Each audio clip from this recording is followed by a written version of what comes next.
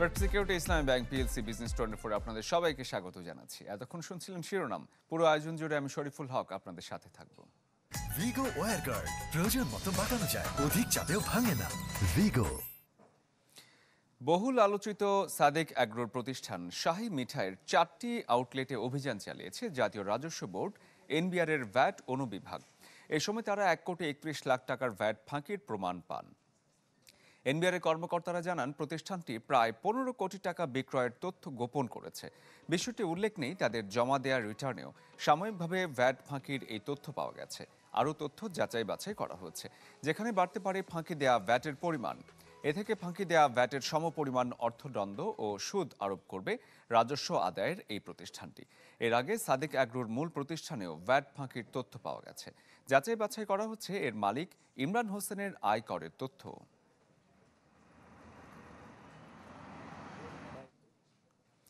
Asian clearing union আকর $142 কোটি দায় পরিশোধের পর আবারও নিট রিজার্ভ নেমে এসেছে $2,046 কোটি। বাংলাদেশ ব্যাংকের তথ্য অনুযায়ী বুধবার এ দায় পরিশোধ করা হয়, যার ফলে মোট রিজার্ভের পরিমাণ এখন $2,617 কোটি মার্কিন ডলার। উল্লেখ্য, আইএমএফ এর ঋণের তৃতীয় কিস্তি এবং অন্যান্য উৎস থেকে যোগান আসায় বেশ খানিকটা বেড়ে যায় মুদ্রার মজুদের পরিমাণ। দীর্ঘদিন ধরে দুশ্চিন্তার কারণ হয়ে ওঠা এই সূচক নিয়ে এখনও অস্বস্তি রয়ে গেছে বিভিন্ন মহলে। 2022 সালের আগস্টে এর পরিমাণ $4,800 কোটি উঠলেও নানা কারণে তা কমতে থাকে ধারাবাহিকভাবে।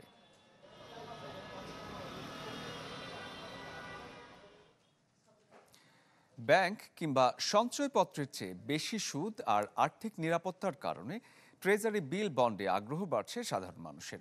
বাংলাদেশ ব্যাংকের হিসেবে বছর ব্যবধানে এই খাতে বিনিয়োগের জন্য প্রয়োজনীয় বিপি হিসাব খোলার পরিমাণ বেড়েছে 2.5 গুণেরও বেশি। তবে বিশেষজ্ঞরা মনে করেন, বিল বন্ড থেকে সরকার মাত্রাতিরিক্ত ধার নিলে তার প্রভাব ফেলতে পারে আর্থিক ব্যবস্থাপনায়। মাসুম মিয়ার প্রতিবেদন। আমানত গ্রহণ ও ঋণ বিতরণের পাশাপাশি বাংলাদেশ ব্যাংকের হয়ে ট্রেজারি বিল বন্ডও বিক্রি করে রাষ্ট্রীয় মালিকানাধীন রূপালী ব্যাংক। তথ্য অনুযায়ী গেল জুনে তাদের মাধ্যমে এই কার্যক্রম করতে বিজনেস পার্টনার বা বিপি অ্যাকাউন্ট খোলেন 117 জন গ্রাহক, অথচ এক বছর আগেও তা ছিল শূন্য। শুধু রূপালী ব্যাংক নয়, অন্যান্য প্রতিষ্ঠানের মাধ্যমেও এই হিসাব খোলার প্রবণতা বেড়েছে জোরালোভাবে। বাংলাদেশ ব্যাংকের হিসাবে 2023 সালের জুনে 3,658টি হিসাব থাকলেও 2024-এর জুনে তা ছাড়িয়েছে 9,874টি। মূলত উচ্চ সুদহার ও নিরাপত্তার কারণেই এদিকে ঝুঁকছেন সাধারণ মানুষ। কেননা বর্তমানে 3 মাস মেয়াদে ট্রেজারি বিলে মুনাফা পাওয়া যাচ্ছে 11.65%, আর 2 বছর মেয়াদি ট্রেজারি বন্ডে তা 12.31%, যা ব্যাংক খাত থেকেও বেশ খানিকটা উপরে। আমার ব্যাংকের অনেক কাস্টমার, আমি মিউচুয়াল ট্রাস্ট ব্যাংকের প্রাইমারি ডিলার, দেখা যাচ্ছে এরকম অনেক রিকোয়েস্ট প্রতিদিনই পাচ্ছি যারা বিপি অ্যাকাউন্ট খুলে আপনার ইনভেস্টমেন্ট করছে। এটা কিন্তু সত্যি এগেইন এটা গভর্নমেন্টের ওখানে চলে যাচ্ছে। সো আমার এখান থেকে কিন্তু ওই টাকাটা কিন্তু মানে ব্যাংকিং সার্কেলের যে সার্কুলেশনের যে টাকাটা আছে সেখান থেকে চলে যাচ্ছে। এদিকে 2020 সালের জুনে 66,200 কোটি টাকার ট্রেজারি বিল বিক্রি হলেও গেল 4 বছরে তা বেড়েছে 2.5 গুণ। প্রায় একই হারে প্রবৃদ্ধি হচ্ছে ট্রেজারি বন্ডেও। বিশেষজ্ঞরা বলছেন, শুধু সুধার নয়, আস্থার অভাবেই ব্যাংক বিমুখ হচ্ছেন আমানতকারীরা। যদিও এই প্রবণতা সামষ্টিক অর্থনীতিতে ঝুঁকি বাড়াতে পারেও বলে মত তাদের। মানুষজন ব্যাংকে টাকা রাখতেছে না এই কারণে, কারণ যদিও ব্যাংকের রেট অফ ইন্টারেস্ট বাড়তেছে কিন্তু ওরা ভরসা করতে পারতেছে না। ওই যে আস্থা নষ্ট হয়ে গেছে আমার। লোকজনের টাকা ট্রেজারি বিলেতে সরকারের ব্যয় বেড়ে যাচ্ছে, প্রাইভেট সেক্টরের নেতিবাচক প্রভাব পড়ছে। এতে কিন্তু ব্যবসা আপনার একটু মন্তর হয়ে যাচ্ছে। আর সরকারি ঋণ বাড়ছে, এদিকে বৈদেশিক ঋণ বাড়ছে, আবার দেশীয় ঋণ বাড়ছে। এটা কিন্তু সামষ্টিক অর্থনীতির ব্যালেন্স বা স্থিতিশীলতার একটা হুমকি স্বরূপ বলা চলে। দেশের ব্যাংকগুলোতে বর্তমানে আমানতের সুদহার 10% ঘরে। মাসুম মিয়া, চ্যানেল 24, ঢাকা। আর্থিক সংকটে বাংলাদেশ ব্যাংক থেকে নেয়া 1,000 কোটি টাকা নির্ধারিত সময়ের মধ্যে পরিশোধ করতে পারছে না রাজশাহী কৃষি উন্নয়ন ব্যাংক রাকাব, যা পরিশোধে আরও 1 বছর বাড়তি সময় চেয়ে অর্থ মন্ত্রণালয়ে চিঠি দিয়েছে ব্যাংকটি। আর্থিক বিভাগের সচিবের কাছে লেখা চিঠিতে এমন আবদার ব্যাংকের ব্যবস্থাপনা পরিচালক নিরঞ্জন চন্দ্র দেবনাথের। চিঠিতে বলা হয়, কৃষি ঋণ বিতরণের লক্ষ্যে গেল বছরের অক্টোবরে কেন্দ্রীয় ব্যাংক থেকে পুনঃ অর্থ সংস্থান ঋণ বাবদ এই অর্থ নেওয়া হয়, যা পরিশোধ করার কথা আগামী অক্টোবরে। কিন্তু বিতরণকৃত ঋণ ঠিকমতো আদায় না হওয়ায় মূলধন ঘাটতিতে রয়েছে ব্যাংকটি, যা পরিশোধের জন্য দরকার আরও 1 বছর। তবে ঋণের সুদ নির্ধারিত সময়ে পরিশোধের প্রতিশ্রুতিও রয়েছে চিঠিতে।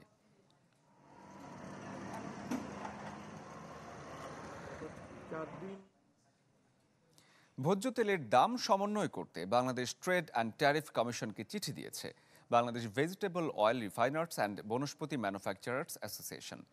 আন্তর্জাতিক বাজারে অপরিশোধিত ভোজ্য তেলের দাম বৃদ্ধি, ব্যাংকের সুদ হার বৃদ্ধি এবং ডলারের দাম বাড়ায় ভোজ্য তেলের দাম সমন্বয়ের দাবি জানান ব্যবসায়ীরা।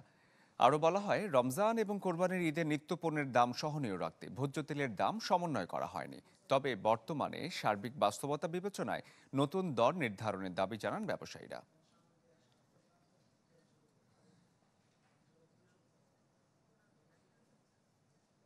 দুদেশের বাণিজ্য, বিনিয়োগ ও সার্বিক অর্থনৈতিক সম্পর্ক উন্নয়নে এবারও প্রধানমন্ত্রীর চীন সফরে সই হল প্রায় ডজন দুয়েক সমঝোতা স্মারক, যাতে প্রাধান্য পেয়েছে অবকাঠামোগত উন্নয়ন, ডিজিটাল ইকোনমি এবং গণস্বাস্থ্যের মতো বিষয়গুলো। তবে বিশেষজ্ঞরা মনে করেন, এসব সমঝোতার বাস্তবায়ন এবং কার্যকর করতে দরকার প্রয়োজনীয় উদ্যোগ। একই সাথে ভূ রাজনৈতিক বিষয়টিও মাথায় রাখার পরামর্শ রয়েছে তাদের। চীনা বিনিয়োগ ও সহযোগিতার পাল্লা ভারী করতে একরকম জোর প্রচেষ্টা দেখা যায় প্রধানমন্ত্রীর এবারের সফরে। অবকাঠামো, ডিজিটাল ইকোনমি, গণস্বাস্থ্য সহ গুরুত্বপূর্ণ বিভিন্ন খাতে বাংলাদেশ ও চীনের মধ্যে 21টি সমঝোতা চুক্তি সই হয়েছে। দুই দেশের বাণিজ্য ঘাটতি কমিয়ে আনার পাশাপাশি চীনা বিনিয়োগ আকর্ষণে এমন পদক্ষেপ নেওয়া হয়। এক্ষেত্রে চীনেরও বিশেষ কিছু লক্ষ্য রয়েছে। বিশেষজ্ঞরা মনে করছেন, সুসম্পর্ককে কাজে লাগিয়ে রপ্তানি উন্নয়নে চীনা বিনিয়োগ টানতে হবে। অবকাঠামো আমাদের দরকার আছে, কিন্তু মনে রাখতে হবে অবকাঠামো হলে সেটা হয়তো মধ্যম মেয়াদে বা দীর্ঘমেয়াদে আমাদেরকে সুবিধা দিবে। কিন্তু এখন বাংলাদেশের যে আমরা ম্যাক্রো ইকোনমিক যে ক্রাইসিসগুলো দেখছি, এখান থেকে খুব তাড়াতাড়ি মুক্তি পেতে হলে আমার কাছে মনে হয় যে চিন্তা করতে হবে যে বিনিয়োগটা আমাদের রপ্তানি ক্ষেত্রে আসবে কিনা। এমওইউ খুব বেশি কিছু না, কংক্রিট বাংলাদেশ কি পাচ্ছে, দ্যাট ইজ মোর ইম্পর্টেন্ট। সেটা বোঝা যাবে কয়েকদিন পরে হয়তো। বর্তমান প্রেক্ষাপটে বিশ্বের দ্বিতীয় বৃহত্তম দেশটির অর্থায়ন অত্যন্ত জরুরি, বিশেষ করে রপ্তানি উন্নয়নে। উন্মুক্ত বাণিজ্য চুক্তি সেপার মাধ্যমে বাণিজ্য ঘাটতি কমিয়ে আনার চেষ্টা হয়। তবে বিশেষজ্ঞরা বলছেন, টেকসই নীতি ও অনুকূল পরিবেশ নিশ্চিত করতে না পারলে সুফল মিলবে না খুব সহজে। পলিসি কন্টিনিউটি কিন্তু থাকতে হবে, যেন হঠাৎ করে পলিসি পরিবর্তন হলে তারা কিন্তু এফেক্টেড হবে এবং সেটা তারা চান না। বাংলাদেশের ইকোনমিক যে এখন ক্রাইসিসের দিকে যাচ্ছে, সেটার জন্য চাইনিজ হেল্প অবশ্যই দরকার।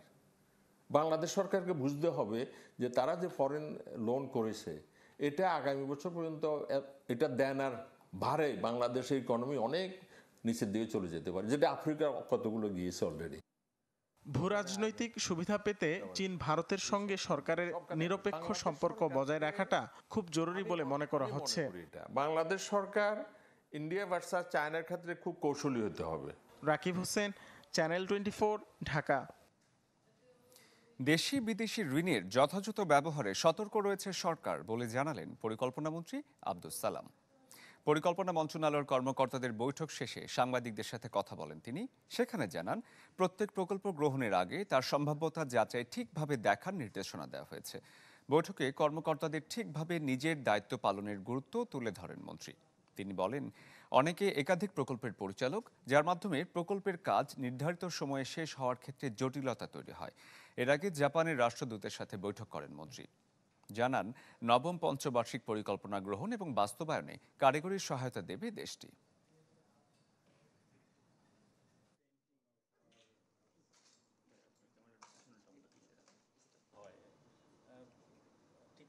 সমস্ত অর্থই সুষ্ঠু ব্যবহার করতে হবে। বিদেশি আর দেশের অর্থের দাম নাই, সমস্তই সুষ্ঠু ব্যবহার করতে হবে, সেটাই আমরা চেষ্টা করছি। যার জন্য তো আমি চাপ দিচ্ছি যে তোমরা আরও ক্লোজলি নিবিড়ভাবে পরিদর্শন করবে এবং রিপোর্ট দেবে, আমাকে অবহিতি প্রদান করবে ডাইরেক্টলি। যে জায়গায় মনে হচ্ছে যে এখানে অর্থ ব্যবহার ঠিক হচ্ছে না, সেই জায়গায় আমাদেরকে জানাবে, যেন আমরা ইন্টারভিন করতে পারি। First security Islami bank PLC business 24-এ একটা বিরতি নিচ্ছি, ফিরছে একটু পর আমাদের সঙ্গে।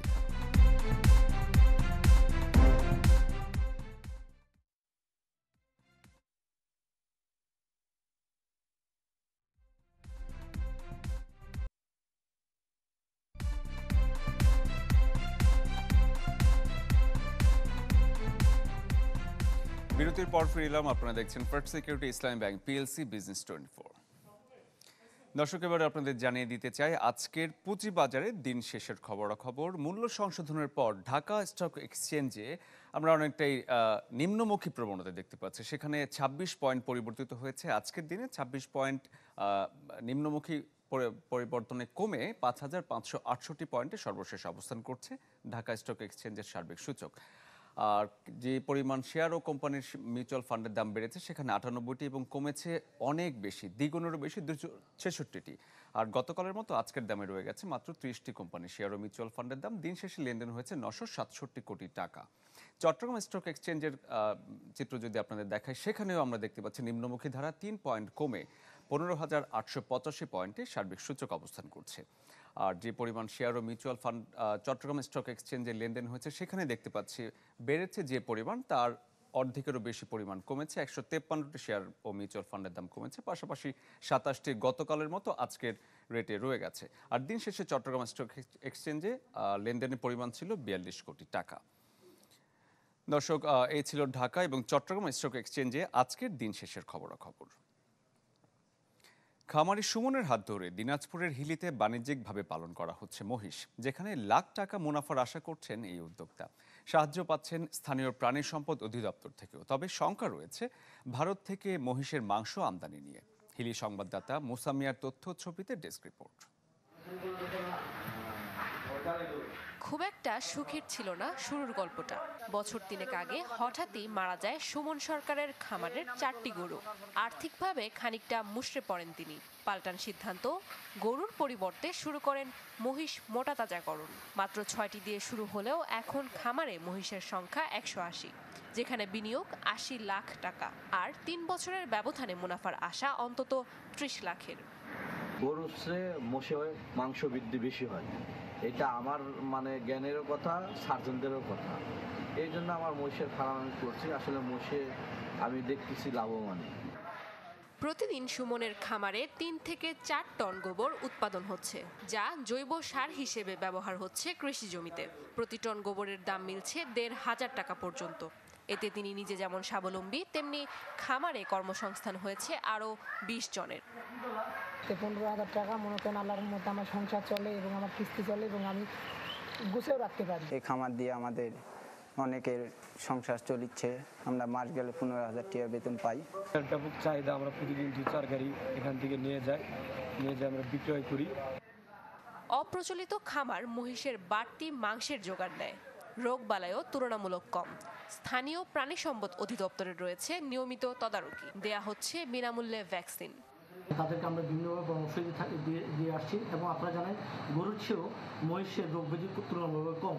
মহিষের শুধু একটাই রোগ বেশি হয়, সেটা হচ্ছে গলাফোলা রোগ, এবং গলাফোলা রোগের টিকা আমাদের অ্যাভেলেবেল আছে। আমরা প্রত্যেকটা খামারে আমরা গলাফোলার টিকা আমরা প্রত্যেকটা মহিষকে আমরা নিশ্চিতভাবে আমরা সরবরাহ করতে পেরেছি। মহিষ চাষের মাধ্যমে অপ্রাতিষ্ঠানিক এ খাতে দেখা দিয়েছে প্রাণীজ অর্থনীতির নতুন সম্ভাবনা। তবে শঙ্কা ভারতীয় মহিষ বা মহিষের মাংস আমদানিতে। Desk report, channel 24। First security Islami bank PLC business 24-এ আরও একটা বিরতি নিচ্ছি, আমাদের সঙ্গেই থাকুন।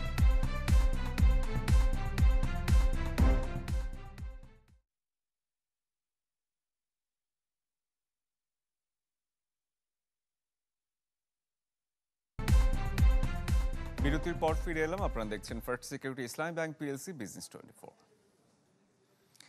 অর্থনৈতিক চাপের মুখে যুক্তরাষ্ট্রের শ্রমবাজার কিছুটা ঊর্ধ্বমুখী। তবে এর মাধ্যমে চাপ কমার যে প্রবণতা লক্ষ্য করা যাচ্ছে না, কারণ গত 2.5 বছরে বেকারত্বের হারও বেড়েছে 4%।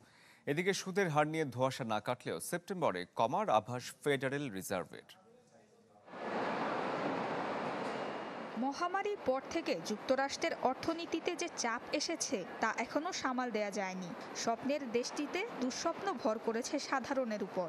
তাই তো বছরের শুরু থেকে কর্মসংস্থানের গ্রাফ খুব একটা নজর কাটতে পারেনি। তারপরও আশার আলো কিছুটা দেখা গেছে মে ও জুনে।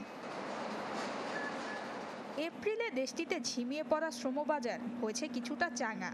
তথ্য বলছে মে মাসে 2.25 লাখ ও জুন মাসে 2 লাখ নতুন চাকরির সৃষ্টির পূর্বাভাসের বিপরীতে 2,72,000 ও 2,77,000 মানুষের কাজের সুযোগ হয়েছে।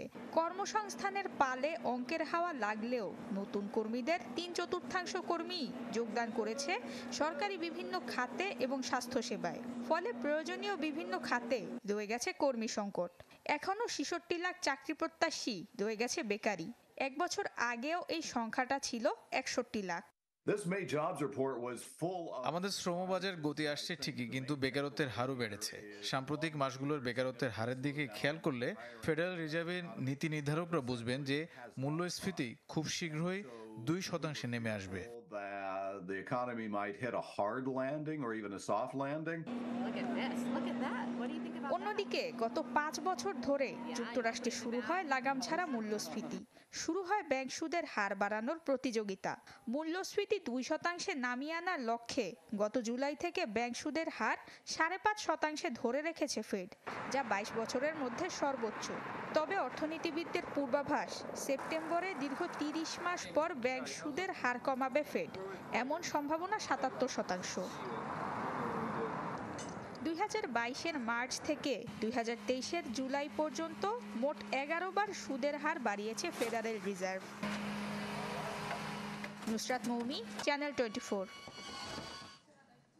First security Islami bank PLC business 24-এ এই ছিল এখনকার আয়োজন। এতক্ষণ যারা আমাদের সঙ্গে ছিলেন ধন্যবাদ জানাচ্ছি সবাইকে।